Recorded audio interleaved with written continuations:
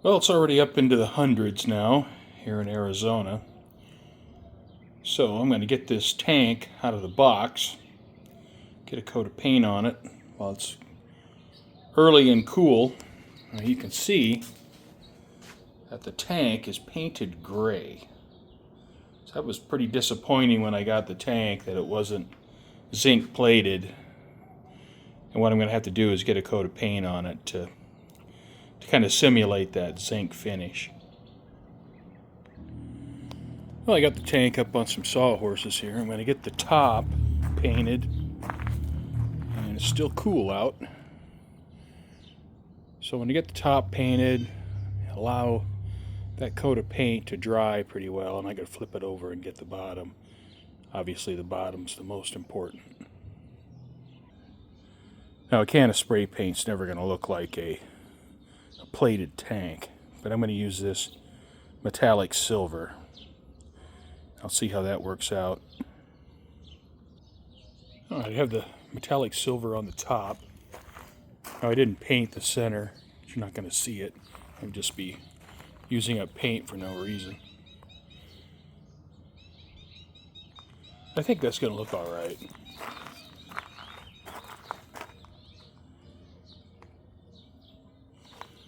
So I'll let this dry for an hour or so, and I'll flip the tank over and paint the bottom. Well, it took an entire can of spray paint. I don't think it looks too bad. That doesn't look bad at all.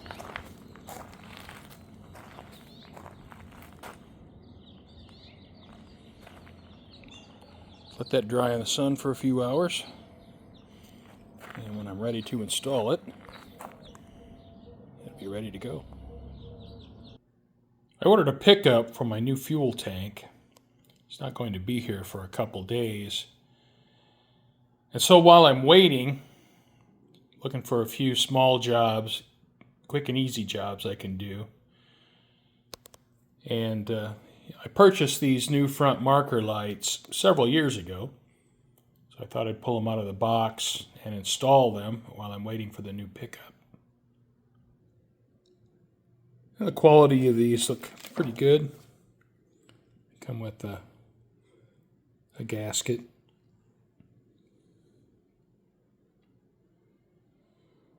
And there'll be a nice improvement over what's on the car. I have the retaining brackets for the marker lights cleaned up. I soaked these in purple cleaner for a day. And I scrubbed them. And then I soaked them in Evaporust for 2 days. And they turned out real nice. You know, there's a little bit of pitting. But they were absolutely covered in rust. So, considering how they looked, they turned out pretty nice. And I'm going to coat them with some cast iron spray to kind of give it that natural metal look. All right, well, I have a coat of paint on these brackets. And they look a heck of a lot better than they did. This one's got a little bit of pitting, but it was really rusty. But I think it'll work fine.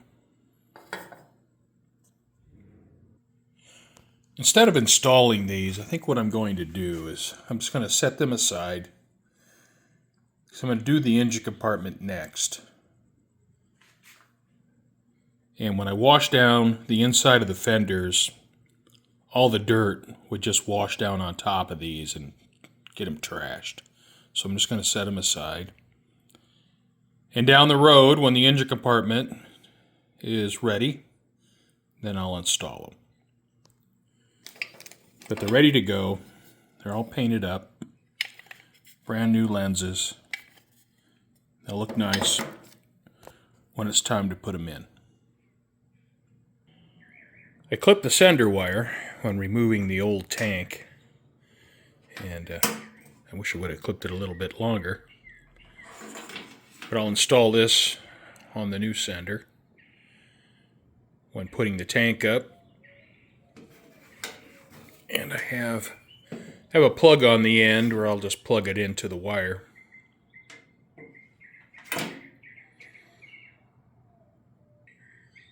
I've connected my sender wire,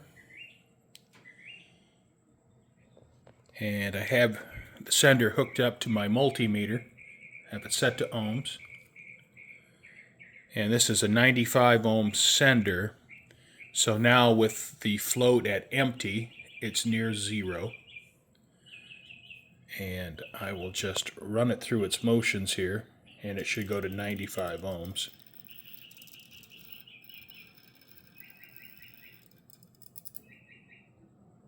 And it's pretty darn close. So the sender works, and now I can put the sender down in the tank. Well, I have the sender installed, and I got the sender lead taped down so it doesn't get away from me. And same with the ground lead, I have it taped down so I know where it is. Now hopefully, with that being a few inches short of the end of the tank, I'm going to be able to get a hold of it, plug it into the other side of the lead. This is ready to go, other than I'm going to flip it over and I'm going to tape some rags to the bottom of the tank to try to keep from scratching it up. Covered the bottom of the tank with some towels. Now I'm hoping when I install it that when I'm running those tank straps under the tank and when I'm positioning the tank that I don't scratch up the paint. So I'll see if this works. I may end up having just to take it off, but I want to at least give it a try. Well, it's kind of interesting that the tank straps are zinc plated and the tank wasn't, because the tank straps would normally be painted black. But since they're plated, I'm just going to go ahead and use them like they are. Now, one thing about these straps is the gauge steel seems unusually heavy. I mean, these things are thick. So I hope that doesn't give me trouble, because I need these to conform to the shape of the tank rather than tightening these up and bending the tank. So I'm hoping these don't cause me grief. But they are really heavy. I think these are much thicker than stock. Well, it is June 10th, and the Arizona summer has come to stay for a while. I think this will be the last morning that I work on the Rallye 350 until probably November. So I have the tank in, but I need to do a little bit of adjustment with the tank straps, and I have a couple scratches in the tank that I need to touch up. But other than that, I think the work I had planned for this block of work is done. So I'll just finish up a few things today, probably put the car away, close up the garage until November. Well, it is 3 a.m. right now. The temperature's not too bad, but it's been running up around 110. We had a couple days up near 114, and that's just a little too toasty for me. So, just get a few things finished up here, and then put everything away for the summer.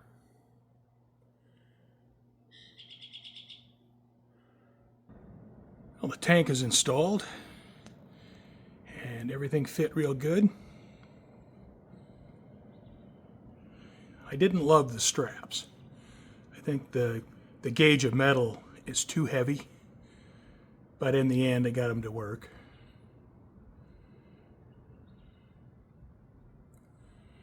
But the tank looks pretty good.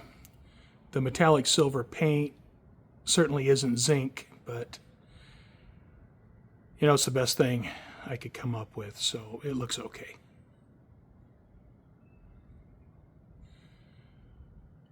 I'm pretty happy with how the bottom of the car turned out. It's a bunch of dirty work, but in the end, it's worth it. All right, well, you see I have the fuel line hooked up.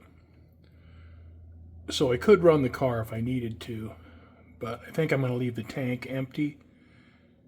There's no reason to have gas sitting in the tank and just, you know, slowly going bad. So until I need to run the engine, I think I'll just leave the tank empty. Now I want to run a return line to that 1/4-inch tubing right there on the pickup. And I'll have to make sure I get the right fuel pump, and then I'll have to run the tubing back. There is no tubing on the car for a return line, but I think I'm going to want to do that. So once I get to work on the engine compartment, then I'll probably run that line. And you can see how the tank fits.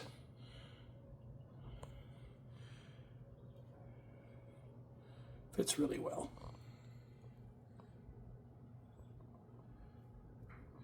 It's still dark out. I was going to wait until daylight to take this video, but I think what I'm going to do is just finish up, close up the garage before it gets hot.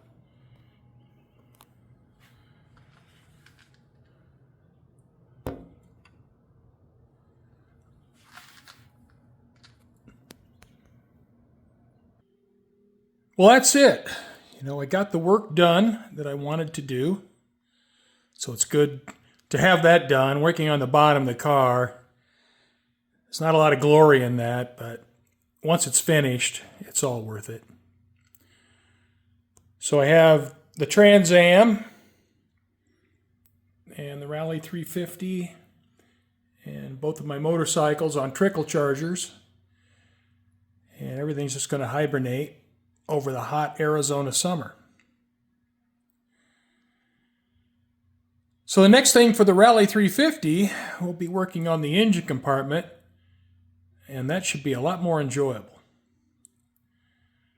So I thank you for watching, and I hope you come back in the fall and get started on the engine compartment. Thanks again for watching.